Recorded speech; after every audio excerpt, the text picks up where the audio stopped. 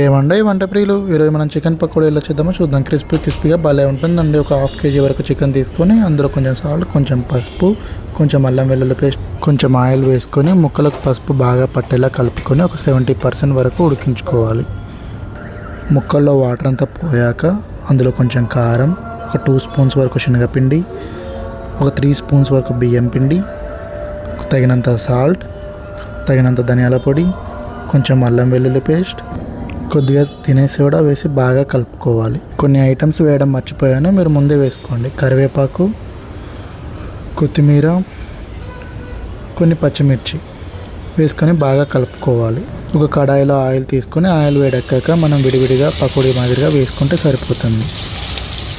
Medium ఫ్లేమ్లో అటు ఇటు కలుపుకొని బాగా వేగిన తర్వాత గోల్డ్ కలర్ వచ్చిన తర్వాత తీసుకుంటే సరిపోతుంది. అలాగే రిమైనింగ్ అన్నీ కాల్చుకుంటే సరిపోతుంది. మనకు కావాల్సిన క్రిస్పీ చికెన్ పకోడీ రెడీ. మీరు కూడా ట్రై చేయండి, భలే ఉంటాయండి. యాడ్ చేసుకొని తింటే ఉంటుంది.